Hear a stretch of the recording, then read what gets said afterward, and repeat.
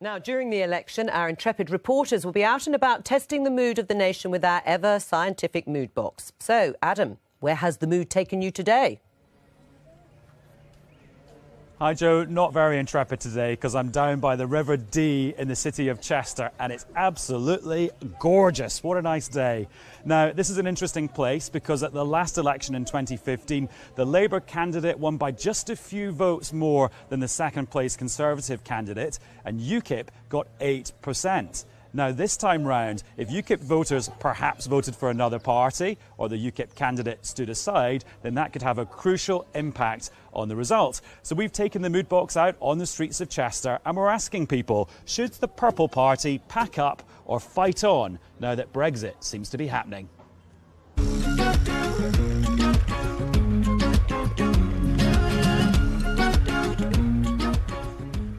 They're pretty much over now, aren't they? The job's done. And the Purple one probably won't see very much of them now. OK. Sad to see the back of them? No. Oh, just a laugh.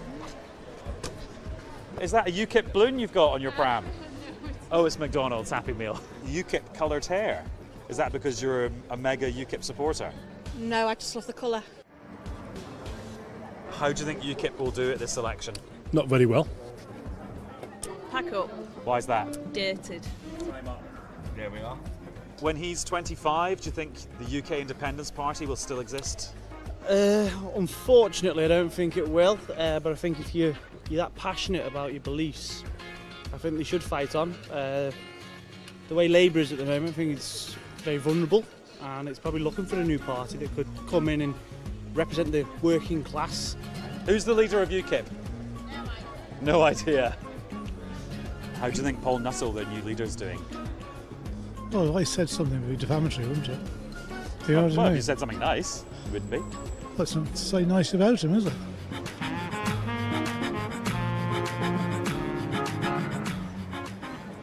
Hello, sir. What do you think about UKIP?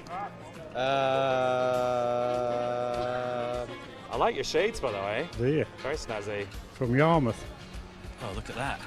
A decanter in the shape of a stormtrooper. An impressive array of drones.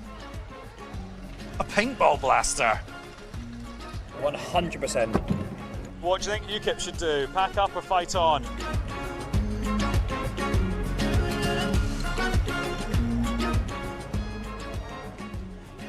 UKIP are talking about things like banning the burqa and things like that. Is that up your street? Yeah, because covering your face and that, you just can't see people. So you think they should fight on issues like that? Yeah, fight on with issues like that. The Brexit vote has happened for leaving Europe, so their purpose has gone in. You can see them kind of scrambling around, appealing to sort of far-right policies. And the only reason why they would stick around is so that something nastier doesn't follow, in my opinion. Are you like a professor of politics or something? No, I don't get out much. Well, there we go. A few people think the party should fight on, but many, many more think it's game over. Thanks very much, City of Chester. Paul Nuttall, there you go. Our scientific mood box says it all. You're wasting your time, and theirs. Well, I think that's because of the short-term narrative that we have at the moment. People are believing Theresa May because she's able to talk the talk and act tough on Brexit. When September comes and she really has to start walking the walk, when negotiations start, I think she'll begin to backslide. I'm quite confident that'll happen. And when she does, UKIP will become even more relevant than ever before. It'll be too late then, won't it, really? Because it's already, as you say, on the slide. I mean, if you want to look at something more scientific, we only have to look at the local elections last week. Yeah. I mean, you lost every single council seat you were defending. I mean, that was quite impressive from one point of view. I mean, that's a clear message from the electorate. Well, look, we always knew that these elections were going to be the most tough that we faced. Did you think you'd lose every single council seat? Well, do you know, I expected a real bad result, OK? And we knew that these were going to be the most difficult local elections that we were going to fight. They were made doubly difficult by the fact that the Prime Minister called a general election. And indeed, she did her Baudelaire impression on the day before the local elections when she had that fight with Jean-Claude Juncker, made it even more difficult. So, but that's politics, isn't it? In a way, it was convenient, but it made it very difficult for us. But look, do you know, politics is cyclical. politics isn't just about the short term, it's about the long term. And if UKIP stays on the pitch, I believe it will prosper in the future. But it's going to be difficult to stay on the pitch because, as you say, with regards to Brexit, people, in your own words, are believing Theresa May. For now. Yeah, OK, but they're believing Theresa May. And in the meantime, you've got to watch what's been happening within your own party. Aaron Banks, your major donor, says you've crashed the car. Douglas Carswell, who was your only MP until he threw in the towel, says it's over. So it's not just from outside, it's from within. Did you ever think you'd hear Aaron Banks and Douglas Carswell agree on anything? No. No. Hang on. You may be right there. You may have a point there. But But seriously, I mean, this is all short-term thinking. What we need to do is we need Aaron to... Banks says you've crashed the car. That's not short-term. And Douglas Carswell's gone. Well, look, you know, that doesn't matter. It doesn't matter because politics will come back onto our turf. What UKIP's got to do is hold its nerve, stay on the pitch, and the future will be very bright, I'm sure. You lost all those council seats, and these were local elections. Yeah. And that's because they don't see you as a party beyond Brexit. So if it continues that people believe Theresa May on the issue of coming out of the EU, you don't have anything to offer. Yes, you've put forward policies, but people aren't interested in you for those, or not in any large numbers. Well, firstly, when she begins to backslide, and I think she'll backslide on fisheries, I think there may well be some sort of deal on freedom of movement. I think we may well end up paying this divorce bill.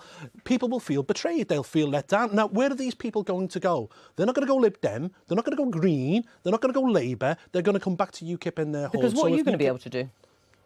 So, in what sense? Well, in terms of changing her direction on Brexit. If you haven't got any local councillors... We have. Or not enough. But if you haven't got enough local councillors to put her under pressure, if you haven't got any MPs, if you don't get any in the general election, how are you going to do it? Well, how do we put David Cameron under pressure to give us the referendum in the first place? Because UKIP goes up in the polls, it stays strong, electorally viable, and I believe that will be the case in the years to come. But you haven't answered the question about the broader offer. There isn't a broader offer, is there? A powerful broader offer from UKIP on Brexit? Oh, God, if you look, when you see our manifesto, it will be radical, it will be forward-thinking, and we'll lead the debate. In fact, I think our manifesto, in many ways, will be a decade ahead of its time, because I guarantee the policies that we put forward now will no doubt end up being the policies of the mainstream political parties, or indeed government policy in 10 years' time. One of your councillors in Essex quit your party, saying it was a spent force. He was defecting to Jeremy Corbyn's Labour Party. People are going in all directions from UKIP. That's the first I've heard. Right, well, Jack Parsons. Jack Parsons was elected to a ward in Clacton. Well, you need to keep up with where they're going. I mean, they are all going in different directions. It's a strange move, isn't it, I suppose? But then again, we had a Conservative councillor defect to us yesterday. So, look, as I say, UKIP's got to hold its nerve. As I say, this is going to be a difficult election. There's no doubt about that. You're not going to win any seats. Well, we may well win a couple, OK? And we're targeting sensibly. We're focusing our resources in terms of manpower, in terms of financial resources, on a small number of seats. So we're not going to have that scattergun approach. You think two at most? Look, you know, we could get over the line in a number of seats this time round. Maybe our vote share won't be as high as it was last, but maybe we'll get over the line. But what I've got to do is to keep this party on the pitch.